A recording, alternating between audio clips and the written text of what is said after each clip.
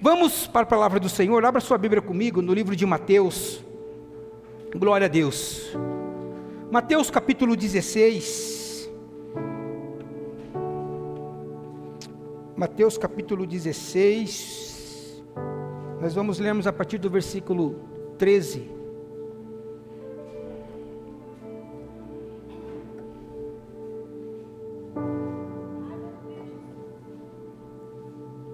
Mateus 16, 13, é uma passagem bastante conhecida, e isso facilita um pouco ministrar quando é uma passagem conhecida, né?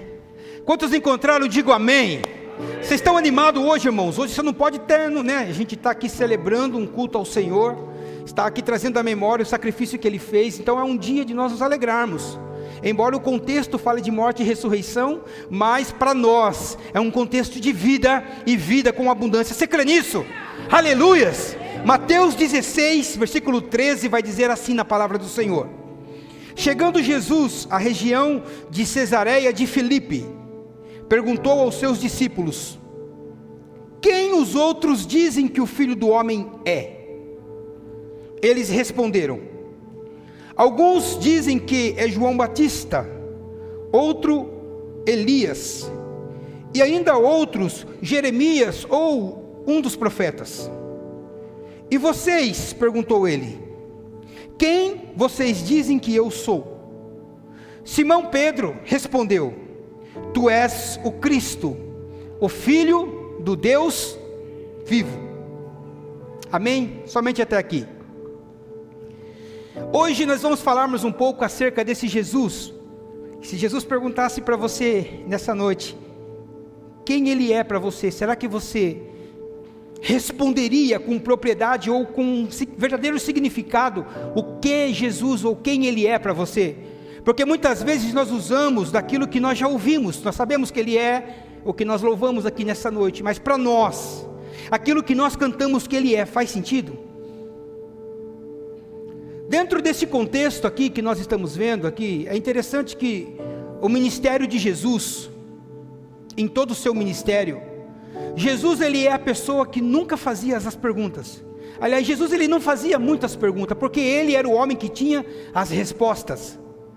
Todas as vezes que Jesus ele perguntava alguma coisa para as pessoas, era uma pergunta retórica, que de alguma forma, ele traria naquela resposta que ele mesmo dava, um ensinamento acerca daquilo que ele já estava falando. Então, todas as perguntas, não é que ele queria saber a resposta, mas é que ele queria usar a resposta que as pessoas já sabiam, aplicando uma mensagem, uma palavra pelo qual ele já estava falando. Em alguns momentos, você vai ver, quando ele pergunta para o cego ou para algum enfermo se querem ser curado, é óbvio que ele sabia que queria ser. O problema é que as pessoas, às vezes, elas não sabem o que querem. Quando Jesus ele pergunta para os discípulos aqui, quem vocês dizem que eu sou? Não é que Jesus estava querendo firmar a identidade dele como quem ele era, mas Jesus estava querendo, na verdade, mostrar para os discípulos, se de fato os discípulos sabiam quem Jesus era. Neste momento em que Jesus pergunta aos discípulos, é interessante nós contextualizarmos um pouco a cultura, o ambiente e o tempo histórico pelo qual Jesus ele pergunta.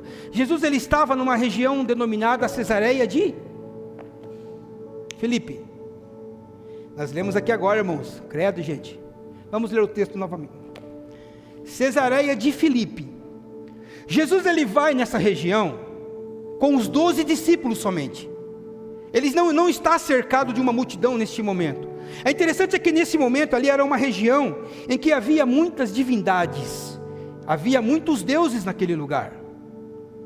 Era justamente naquele lugar que era praticamente um lugar idólatra, por assim dizer, que havia um templo, e Jesus estava praticamente diante daquele templo, que era um templo que foi construído ao deus Pan, um deus grego antigo. Naquela região também, Herodes ele constrói um templo em homenagem a César. Ou seja, tinha um templo grande em homenagem a César, tinha um templo ao deus Pan, eram panteões de deuses que havia naquela região. Então, em um ambiente que poderia haver uma influência acerca da identidade de Cristo, é justamente aquele lugar que Jesus ele vê como um lugar propício para fazer essa pergunta aos discípulos, porque era um lugar místico, podemos assim dizer, um lugar místico, aonde havia muitos deuses naquele lugar. E é justamente ali que Jesus ele queria saber dos discípulos, quem ele era para os discípulos. Não que Jesus precisasse saber a identidade dele, mas ele queria mostrar para os discípulos, se os discípulos tinham convicção de quem ele era. E ali ele faz então essa pergunta para os discípulos naquele lugar: quem as pessoas estão dizendo que é o Filho do Homem? Ali os discípulos começam a responder os burburinhos daquela época. Olha, alguns estão dizendo que você é o João Batista, porque João Batista já tinha morrido nesse tempo. Outros estão dizendo que você é Elias, outros estão dizendo que você é o Jeremias, ou algum outro profeta. Jesus ele olha a resposta daquele povo, e ele pergunta para os discípulos agora: e vocês? Quem vocês dizem que eu sou? Ali no versículo 15, ele vai fazer essa pergunta, porque Jesus ele queria entender se os discípulos de fato conheciam ele, ou se apenas tinha para si mesmo aquilo que as pessoas estavam dizendo acerca de Jesus naquele momento. Jesus ele faz essa pergunta, porque para nós como cristãos hoje, e também para Jesus naquele tempo, quando ele estava olhando para os discípulos, não basta somente saber das pessoas o que as pessoas dizem sobre Jesus. Você como cristão, não basta apenas você saber o que as pessoas estão falando sobre Jesus. Por que, Eliseu? Porque você precisa saber quem ele é. Como cristão, você precisa saber quem é Jesus. Como cristão, você precisa entender quem é Jesus. Você precisa aceitar por si mesmo que Jesus, ele é o nosso Messias, que Jesus, ele é o nosso Salvador. Então não vale você saber aquilo que as pessoas falam acerca de Jesus. Você precisa conhecer por si só quem é Jesus.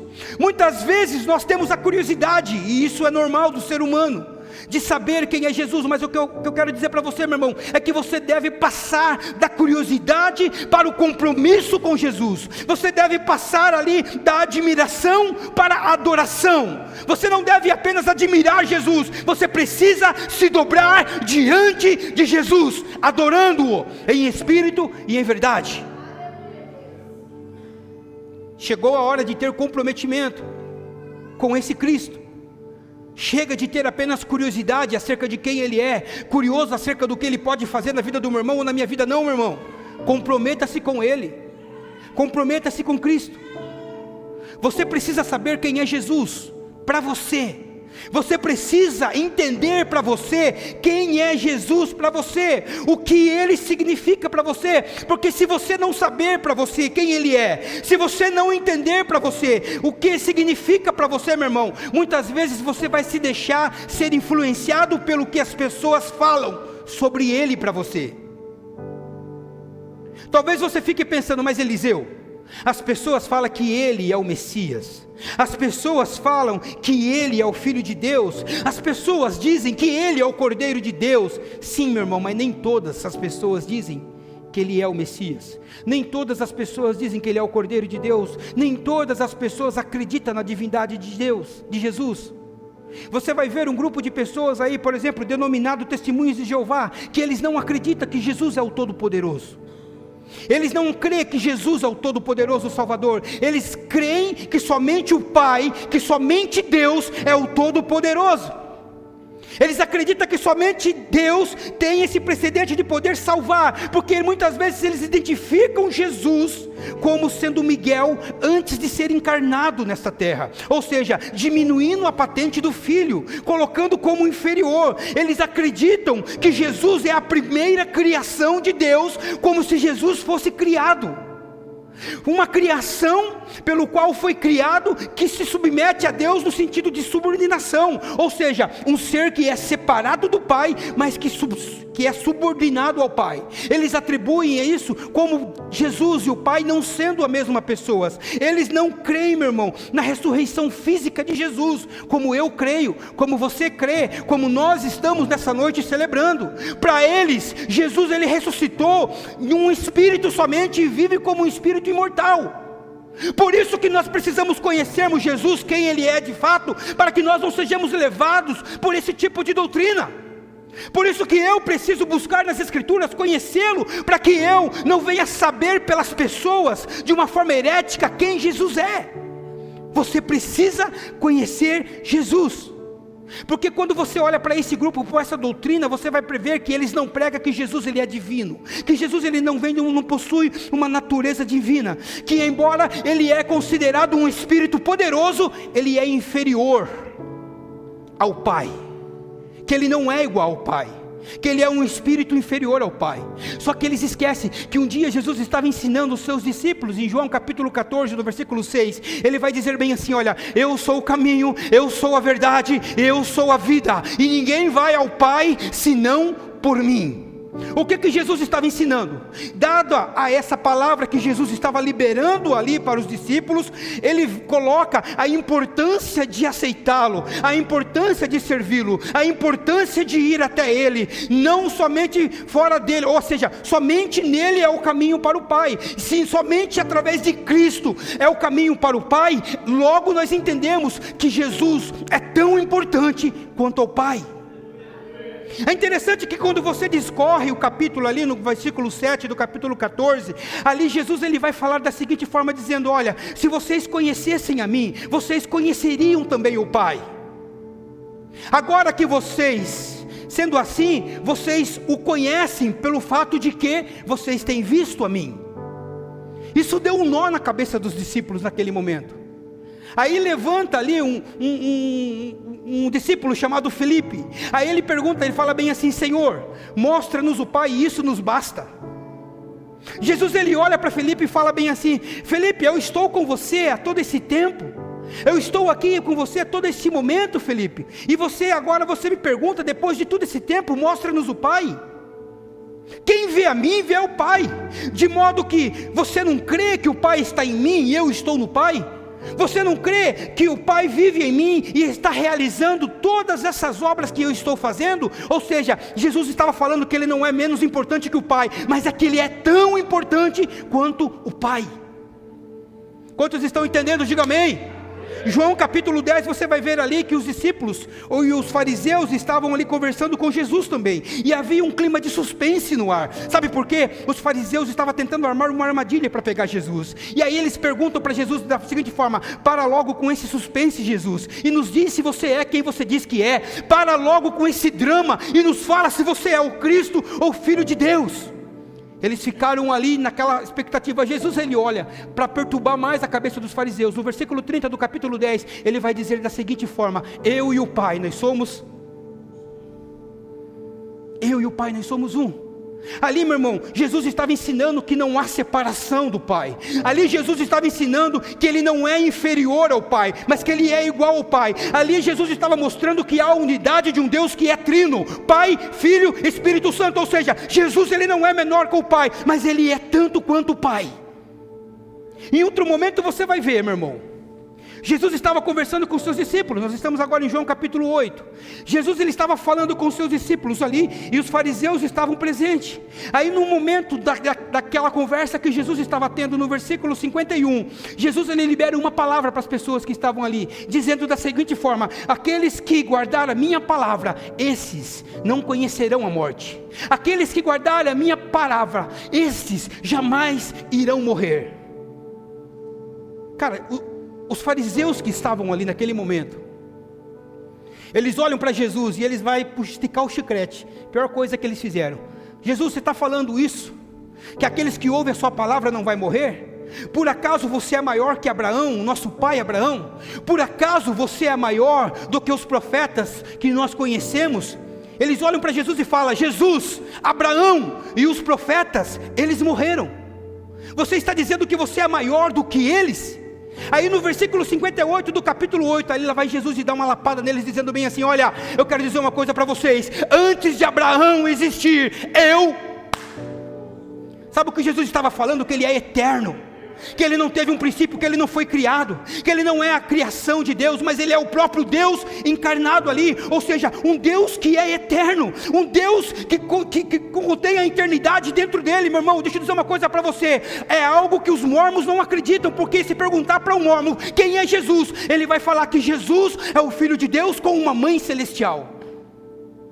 Por isso que você precisa conhecer Jesus quem é, para você não ouvir os burburinhos de quem as pessoas falam sobre Jesus, mas de fato conhecer quem Ele é. Sabe, quando você olha para essa turma, os mormons, eles pregam que Jesus não é eterno, eles pregam ali que Jesus é um Deus com um D minúsculo, que foi gerado a partir do Pai, sabe, que teve um princípio espiritual. Eles até usam um embasamento bíblico para isso. Quando Paulo escreve aos Colossenses capítulo 1, no versículo 5, ali Paulo vai dizer à igreja de Colosso, que Deus, ou seja, que Jesus é a imagem visível do Deus invisível, portanto Ele é o primogênito de toda a criação,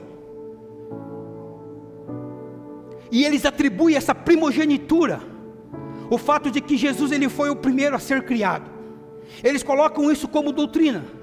Só que eles esquecem de continuar lendo o texto. Só que eles esquecem de ler o versículo 16 do capítulo 1, quando Paulo escreve aos Colossenses dizendo: nele foram criadas todas as coisas, no céu, na terra, as coisas visíveis, as coisas invisíveis, os tronos, a soberania, o poder, a autoridade, todas as coisas foram criadas por Ele. Ele é o Criador, meu irmão, Ele não é a criação. Ele que criou todas as coisas. E aí eu faço aqui um adendo, eu faço aqui um parafraseio aqui com Gênesis capítulo 1 no versículo 1, que ali o escritor vai dizer: no princípio criou,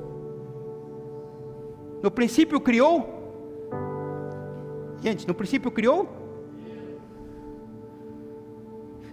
se Deus criou no princípio, e Paulo está atribuindo que todas as coisas foram criadas por Ele, Jesus é Deus. Jesus é Deus. Eles não levam em consideração o fato, aquilo que João escreveu no capítulo 1, no versículo 1, quando ele fala bem assim: olha, aquele que é o princípio, aquele que era o princípio é a palavra. Ele estava com Deus e ele era, de quem que João estava falando? De Jesus. Ele é Deus, Ele é eterno, Ele não é uma criação.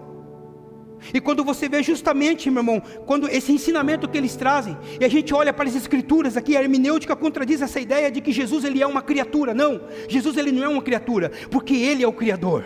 Ele é que criou todas as coisas, Ele mesmo que criou tudo. Meu irmão, Ele existe antes de todas as coisas, e nele todas as coisas subsistem. Ou seja, é Ele que sustenta toda a sua criação, meu irmão. Então Ele não é uma criação, é Ele simplesmente que cria. Aí quando você olha aquilo que Paulo escreveu no versículo 15 do capítulo 1 de Colossenses, meu irmão, ali não indica que Ele teve um começo, não. Ali não indica, mas ali, meu irmão, mostra que Ele tem a supremacia de todas as coisas. Ali vai mostrar que Ele tem a preeminência de tudo. Ou seja, quando você olha dentro do contexto judeu, que é o contexto em que Paulo estava escrevendo para os Colossenses, naquele contexto, a primogenitura, meu irmão, era aquele que tinha o direito ali à herança, era aquele que tinha o direito à autoridade, é aquele que tinha o direito à honra, mas não necessariamente era o primeiro que nasceu. Porque muitos herdaram a honra, muitos herdaram a autoridade dentro da cultura judaica, muitos herdaram a herança, mas eles não eram primogênito. Dentro dessa linha de pensamento nós observamos que a primogenitura de Jesus não se refere a uma primeira criação, mas se refere ali, fala de uma posição de governo, fala ali de uma posição de autoridade. Esses dias atrás nós ministramos sobre Apocalipse, e ali João vai registrar no capítulo 22, no versículo 13, quando Jesus fala: eu sou o alfa, o ômega, o primeiro, o último, o princípio e o fim de todas as coisas. Ele não teve o início, Ele é o que é, Ele é eterno, meu irmão. Portanto, se você pergunta para esse grupo, ele vai falar que Deus ele não é eterno e não é nem único. Eles vão distorcer quem Jesus é. Eles até pregam que Jesus é o Salvador, mas eles falam que o sacrifício de Jesus ele não foi pleno na cruz. Eles falam que para que nós tenhamos a salvação, nós precisamos, além do sacrifício, praticarmos as obras. Nós precisamos, além dos sacrifícios, cumprirmos a ordenança que Jesus deu. E precisa também acatarmos o evangelho restaurado do Joseph Smith. Porque sem isso, nós não seríamos salvos, segundo a linha de pensamento dele. É por isso que você precisa conhecer Jesus. Porque você entende que nele nós somos salvos. Que não há obra que nós possamos fazermos, que nós venhamos alcançarmos a salvação. É somente em Cristo, não há mais nada que você precisa fazer, meu irmão. Ele é o que é, Ele é o grande eu sou. Quem é Jesus para as pessoas? O que as pessoas falam sobre Jesus por aí? Se você perguntar para os kardecistas, primeiro que eles vão começar a dizer para você que no Espiritismo nós somos um espírito em evolução. Eles começam a dizer, e até falam que Jesus, ele seria ali um exemplo máximo de espírito evoluído. Eles falariam que Jesus, ele é um modelo moral para a humanidade. Mas eles vão dizer que Jesus, ele era apenas um homem com um espírito elevado. E que ele não era Deus. Um homem que tinha alcançado o seu mantra, como diz o hinduísmo. Mas que ele não era Deus. Muitas vezes a gente vê tantas coisas sendo faladas sobre Jesus, que se nós não tivermos entendimento de quem Ele é e convicção de quem Ele é, nós deixamos sermos levados por aquilo que as pessoas têm falado. Porque quando você olha dentro desse conceito de espiritismo, você vai entender que para eles, meu irmão, a salvação não vem através do sacrifício da cruz, conforme nós cremos. Para eles a salvação, meu irmão, a redenção de Cristo não vem através do sangue dele derramado na cruz, também não. Para eles a salvação vem através de uma evolução espiritual de cada pessoa, a cada reencarnação, através de várias reencarnações, até que eles alcancem, ou seja, Jesus é jogado para escanteio. Jesus não traz ali a salvação, Jesus não traz ali a redenção. Então quem é Jesus para eles? Era apenas um homem. Jesus para eles é apenas um mestre. Jesus para eles era apenas uma pessoa que trazia ensinamentos sobre paz, sobre amor, sobre paternidade, sobre caridade. Para eles, Jesus não veio para expiar pecados. Por isso que nós precisamos sabermos quem é Jesus, porque exatamente foi para isso que ele veio, para expiar pecados, meu irmão. Foi exatamente para isso que Jesus ele veio, não simplesmente para nos ensinar, mas ele veio para nos resgatar através da sua morte. Se você olha para Isaías capítulo 53, no versículo 5, ali Isaías ele vai falar exatamente o porquê o Jesus ele veio. Ele vai dizer que ali Jesus ele foi transpassado pelas nossas transgressões, ele foi esmagado por causa da nossa iniquidade. O castigo que nos traz a paz hoje estava sobre ele, e pelas suas feridas nós fomos curados. É por causa dele. Agora vai dizer que não, ele não tem nada a ver com a nossa salvação, que ele não tem nada, que ele não é Deus, que ele não tem poder de remir, meu irmão. Você precisa conhecer Jesus, você precisa entender quem é Jesus. Aleluias. Se você olha ali para João capítulo 1, no versículo 29, e você pergunta para o João Batista, ele vai dizer bem assim, olha, ele é o cara, ele é o Cordeiro de Deus que tira o pecado do mundo. A importância de Jesus, a importância de quem ele é. O próprio Jesus, ele vai dar esse ensinamento em Mateus no capítulo 26, versículo 28, ele vai dizer bem assim, que o sangue dele é justamente o sangue da nova aliança, que é derramado em favor de muitos, para a remissão dos pecados. Eu estou apresentando para vocês Jesus, refutando todas as falácias que falam acerca do nosso mestre por aí. Ele morreu para um propósito, ele morreu pelos nossos pecados. Se você perguntar por aí para os adventistas quem é Jesus, eles até falam que Jesus é eterno, eles até falam que Jesus é poderoso, eles até falam que Jesus ele compõe a trindade, mas ele atribui Jesus e Miguel sendo a mesma pessoa, o arcanjo Miguel sendo a mesma pessoa. Não conhece de fato o nosso Cristo. É interessante que eles atribuem não com uma identidade literal de anjo, que é um pouco confuso, porque Miguel ele era um anjo. Aliás, ele é um anjo. Mas se nós perguntarmos para um budista, quem é Jesus? Sabe o que ele vai responder? Eles vão dizer que Jesus nunca foi Deus, para começo de conversa. Ele vai dizer que Jesus, né? Aliás, eles nem acreditam em um Deus que criou todas as coisas.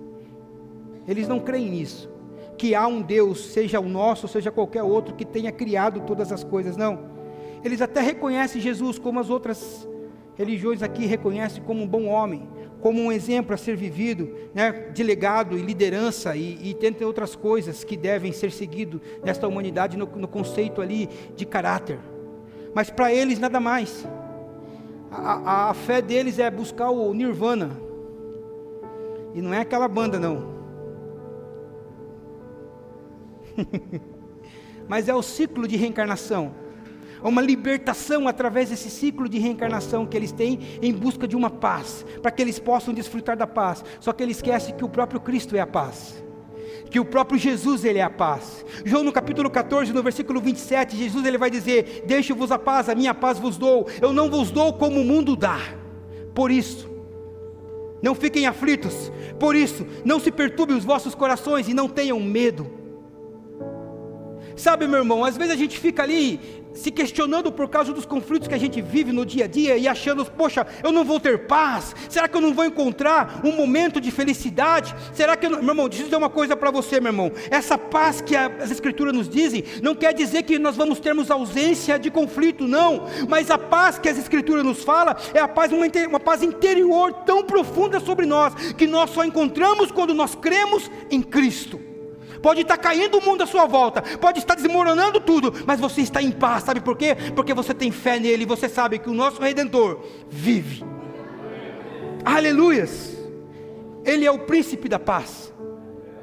Talvez você fale, pô Eliseu, eu estou tão cansado, não consigo ter paz, não consigo ter alegria, eu ando tão aflito espiritualmente, a minha alma está angustiada, eu estou exausto. Aí Jesus ele fala para você, Mateus 11:28, dizendo assim: venham a mim todos vocês que estão cansados, venham a mim todos vocês que estão sobrecarregados, e eu darei a vocês descanso.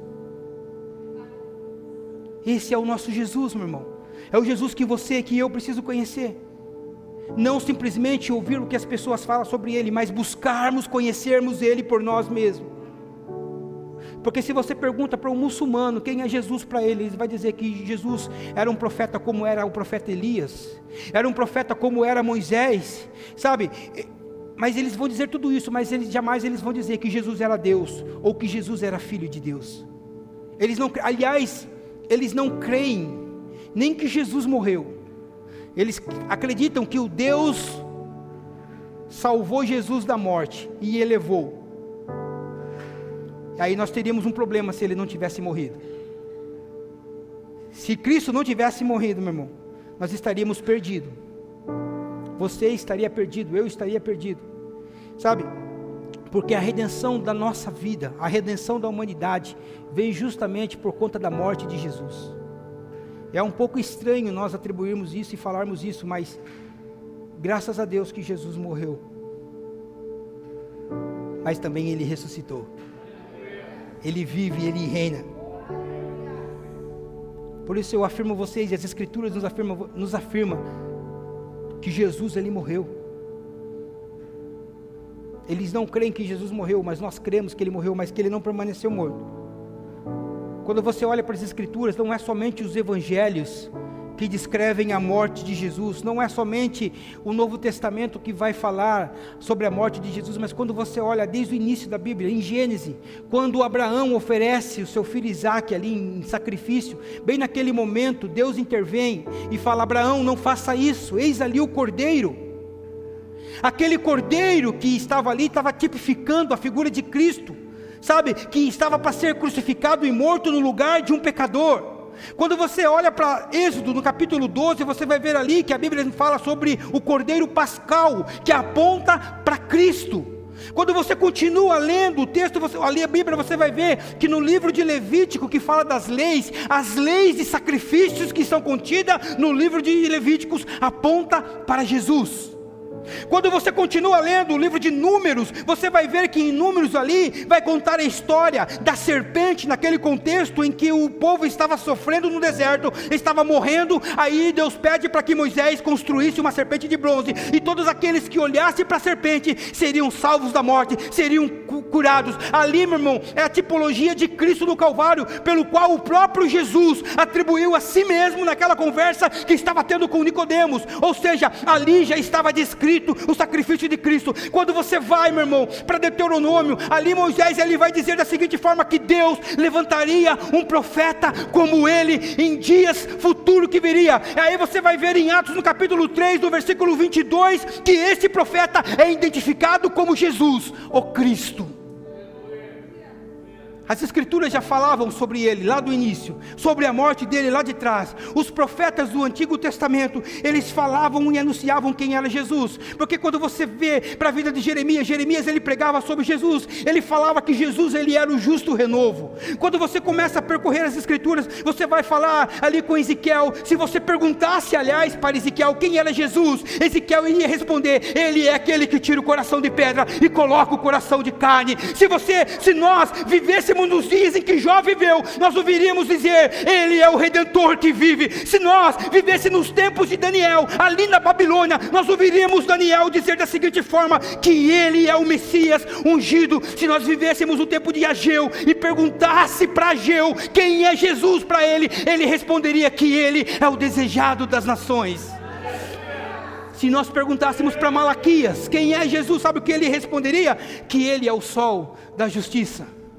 Agora vem comigo, se nós estivéssemos no tempo de Isaías e perguntássemos para Isaías quem é Jesus, Isaías, sabe o que Isaías iria responder? Ele é o maravilhoso conselheiro, príncipe da paz, pai da eternidade. Ele é o que é, Ele é o nosso Cristo, o nosso conselheiro. Aleluias, esse é o Jesus que nós precisamos conhecermos por nós mesmos.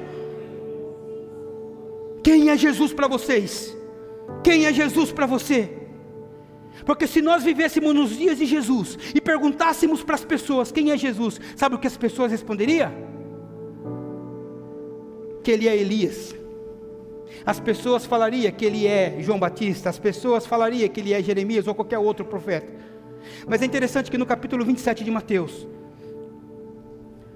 o discípulo mais amado, entre aspas, Judas, ele vai dar testemunho, mesmo ele traindo Jesus, ele dá testemunho no versículo 4 do capítulo 27 de Mateus, que ele fala que Jesus é inocente. Se nós perguntarmos para as pessoas certas, que conhecem de fato, se você correr no mesmo capítulo 27, no versículo 19, você vai ver a esposa de Pôncio Pilato, dizendo que ele é justo, inocente. Se você continua percorrendo o capítulo 27 de Mateus, no versículo 51, você vai ver que o centurião que estava diante do Calvário, na cruz, no exato momento em que Jesus morre, ele vai dizer que esse verdadeiramente é o Filho de Deus. As pessoas que conviveram com Ele, as pessoas que estiveram perto dEle, tiveram esse entendimento, meu irmão. Agora, se eu e você, se nós pudéssemos caminharmos ali pelas terras de Samaria, naqueles tempos de Jesus, e encontrasse uma mulher, e perguntasse para aquela mulher, quem é Jesus? Sabe o que ela responderia? É aquele que tem água viva. Se nós andássemos naquele tempo e perguntássemos ali para João Batista, quem é Jesus para João Batista? João responderia, Ele é o Cordeiro de Deus, que tira o pecado do mundo. Se nós continuássemos andando ali na região da Judéia, por perto de Betânia, e encontrássemos duas irmãs Marta e Maria, e perguntássemos para ela, quem é Jesus? Ela responderia, é aquele que ressuscita mortos. Quem é Jesus, meu irmão, para você? Eu estou mostrando Jesus na história para você. Quem é Jesus para a sua vida? Nós precisamos conhecermos mais Jesus. Você quer conhecer Jesus, meu irmão? Vem para cá, ó. Vem para as Escrituras. Porque as Escrituras falam sobre Jesus. O Antigo Testamento, quando você vê o Antigo Testamento, em todos os contextos, é a preparação para a vinda dele, para o nascimento dele. Os Evangelhos, meu irmão, é a manifestação desse Jesus. Quando você olha para o Evangelho de Mateus, Mateus vai dizer que ele é rei. Quando você olha para o Evangelho de Marcos, Marcos vai dizer que ele é servo, porém ele é maior do que César. Quando você passa ali para o Evangelho de João, meu irmão, você chega em Lucas, na verdade, Lucas ele vai falar que ele é o homem perfeito. Sabe o que João vai dizer? O Evangelho de João vai dizer da seguinte forma, que ele é o Filho de Deus, ele é o Verbo vivo, o Deus encarnado, ele é a luz do mundo, ele é a ressurreição, a vida, ele é o caminho, a verdade e a vida. Os evangelhos dizem isso, e quando nós percorremos ainda mais, meu irmão, chegamos no livro de Atos, você vai ver que ali tem a propagação de Jesus e quem Ele é, anunciado através da vida dos apóstolos. Quando nós percorremos as cartas de Paulo, você vai ver ali a explanação de quem Jesus é. Quando você continua lendo ali, você vê as cartas que Paulo direcionava especificamente às pessoas. Quando você vê a primeira carta que ele escreve ao Timóteo, capítulo 1, no versículo 16, você vai ver que ele fala a Timóteo dizendo que ele é aquele que foi manifestado em carne, mas justificado em espírito. Tinha convicção exatamente de quem Jesus era. Quando você continua percorrendo, você vai chegar em Apocalipse ali, João vai dizer que Jesus é a consumação. É naquele exato momento, se você perguntasse dentro daquele contexto para João, quem era Jesus? Sabe o que João responderia? que Ele é aquele que tem a figura de um homem, Ele é aquele cuja sua roupa vai até os pés, Ele é aquele que no seu peito tem um centurião de ouro, Ele é justamente aquele que os seus cabelos são brancos como as neves, Ele é aquele que os seus olhos são como duas chamas de fogo, Ele é aquele que os seus pés são como bronze, um latão reluzente saindo da fornalha, Ele é aquele que tem na sua mão direita 7 estrelas, Ele é aquele, meu irmão, que tem na sua coxa ali, no seu vestido, na coxa direita, a seguinte frase escrita: Rei dos reis e Senhor dos senhores. Esse é o Jesus que você precisa conhecer, esse é Jesus que eu preciso conhecer, meu irmão. Como pastor dessa igreja, eu digo para você: sabe quem é Jesus para Sagradas Missões? Jesus para essa igreja é aquele que cura, é aquele que restaura. Jesus para essa igreja é aquele que salva. Jesus para essa igreja é aquele que liberta, é aquele que batiza com o Espírito Santo, porque eu creio em batismo no Espírito Santo. É aquele que traz vida e vida com abundância, e é aquele que um dia vai voltar e vai nos levar para morarmos com Ele. Esse é o Jesus que nós cremos e aceitamos sobre esta casa, sobre essa igreja. Aleluias. Ele vai voltar, meu irmão. Há uma promessa sobre isso. Quer conhecer Jesus? É a Escritura, mas eu tenho uma ressalva para você. Porque muitas vezes nós buscamos conhecermos Jesus pela Escritura, e aqui está correto. Mas, meu irmão, se nós buscarmos conhecermos Jesus sem a ação do Espírito Santo na nossa vida, sem ter o Espírito Santo, sem buscar de fato a presença dEle, nós vamos conhecermos Jesus de forma intelectual. Porque você pode estudar as Escrituras, você pode buscar conhecer Jesus na Bíblia, você pode buscar conhecer Jesus na religião, mas sem o Espírito Santo, meu irmão, jamais você vai conhecer de fato quem Jesus é, o que Ele pode fazer. Nós precisamos conhecermos Jesus, porque você pode até através da história reconhecer que Jesus existiu, mas de fato, mas jamais você vai entender quem Ele é e o que Ele significa. Como nós vemos aqui no decorrer da palavra, eu citando exemplos para você do que as pessoas falam sobre Jesus, do que as pessoas pregam sobre Jesus. Nos tempos de Jesus nós vemos de uma forma clara que os fariseus, eles sabiam as Escrituras de cor, mas eles não reconheceram Jesus como o Messias, quando Jesus ele veio se manifestando como homem. Eles até conheciam sobre a história, mas não reconheceram. Se você pergunta para um ateu hoje, o ateu ele reconhece, aliás, ele conhece sobre Jesus, ele sabe da história sobre Jesus. Então as pessoas podem buscar o conhecimento acerca de quem Jesus é, e vai conhecer apenas de forma intelectual. Por isso, meu irmão, que nós precisamos do Espírito Santo, porque com o Espírito Santo você conhece não somente a informação sobre Jesus, mas você conhece de fato quem Ele é, o que Ele fez, a obra que Ele executou, o propósito pelo qual Ele nos salvou. Mas isso é somente através da ação do Espírito Santo. Eu quero dizer para você que existe uma forma de nós conhecermos Jesus verdadeiramente na sua essência, não somente de uma forma intelectual, mas conhecer de fato. Sabe qual é? Eu acabei de falar. Pela ação do Espírito Santo de Deus.